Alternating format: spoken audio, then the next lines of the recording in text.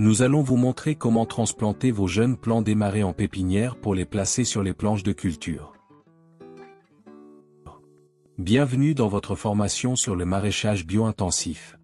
Voyons ensemble comment transplanter sur une planche permanente. La transplantation se fait en 6 étapes.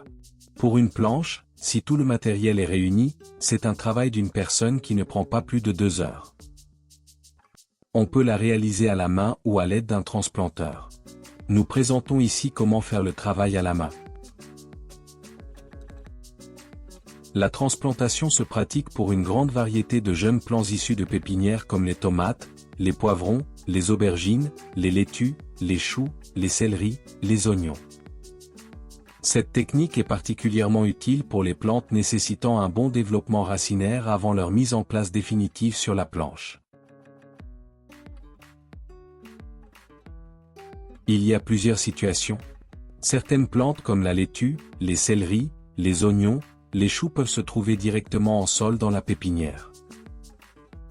D'autres plantes, notamment les tomates, poivrons, piments et aubergines, peuvent être déjà en pot. Vous apprendrez à transplanter les jeunes plants en respectant les distances adaptées.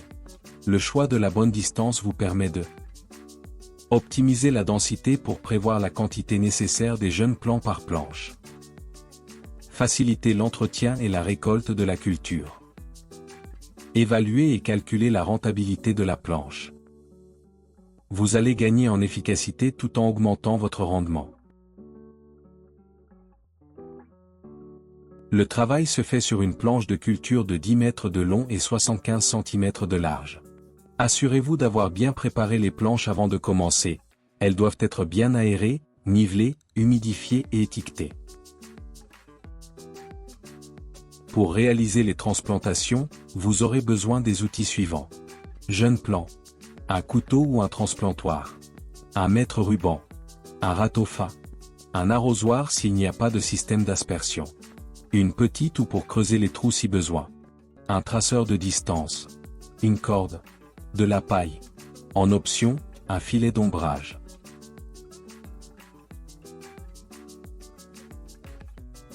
Première étape. Comment préparer les jeunes plants en pépinière pleine terre? Arrosez abondamment les jeunes plants dans la pépinière. Utilisez un couteau ou un transplantoir pour découper le sol autour des jeunes plants et soulever la motte de terre avec le plus de racines possible. Faites une coupe nette et profonde à 3 à 4 cm de la plante pour détacher les racines sans les abîmer. Soulevez délicatement la motte avec la main ou l'outil en veillant à conserver le maximum de terre autour des racines. Si vous ne transplantez pas immédiatement, reposez la motte dans son emplacement d'origine pour éviter que les racines ne se dessèchent. Arrosez légèrement pour maintenir l'humidité du sol autour des racines. Si les mottes de terre ne tiennent pas autour des racines, vous pouvez tremper les racines dans une bouillie de terre et d'eau bien mélangée, qui colle aux racines. Cela permet une meilleure reprise. Deuxième étape. Comment préparer les jeunes plants qui sont en pot? Pour les plantes qui sont en pot, arrosez-les abondamment. Il faudra retirer la plante du pot juste avant de la planter. Troisième étape. Comment préparer les jeunes plants avant la transplantation? Une bonne préparation du jeune plant permet de limiter la perte d'eau par l'évapotranspiration et d'éviter le flétrissement. De permettre au plant de concentrer son énergie sur la reprise des racines. De réduire les risques de maladies en supprimant les parties faibles ou inutiles. Pour les oignons, coupez environ un tiers du feuillage. Pour les salades, retirez les grandes feuilles extérieures, gardez le cœur. Pour les betteraves, supprimez 2 à 3 grandes feuilles, laissez les jeunes intactes. Pour les tomates, poivrons et piments. Retirez les premières fleurs pour éviter une fructification trop précoce. Enlevez les feuilles jaunies ou abîmées pour prévenir les maladies. Quatrième étape. Comment faire le traçage d'un quadrillage? Il vous faut déterminer Le nombre de rangs que vous allez tracer sur la planche, l'espacement entre les rangs. Vous trouverez ces informations sur une fiche technique de la plante ou sur l'étiquette de la semence. Tracez les rangs avec un traceur ou un bâton. Les rangs doivent être bien parallèles pour simplifier l'entretien et la récolte des plants. Maintenant que vous avez tracé les rangs, il faut déterminer l'espacement entre les plants, le long des rangs. Pour créer un quadrillage, tracez les lignes perpendiculaires aux rangs, à l'aide d'un traceur ou d'un bâton. Les intersections du quadrillage vous indiquent où seront placés les plants. 5e étape. Comment installer un support filaire? Certaines plantes, comme les concombres et les tomates, nécessitent un support filaire. Cela permet aux plants de bien se développer, d'éviter qu'elles ne traînent au sol. Avant d'installer le jeune plant, insérez l'extrémité du fil dans le trou de plantation.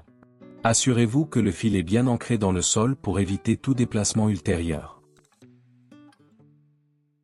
L'autre extrémité du fil doit être solidement attachée à la structure de soutien appelée treillis. Vérifiez que le fil est bien tendu, mais suffisamment souple pour accompagner la croissance de la plante.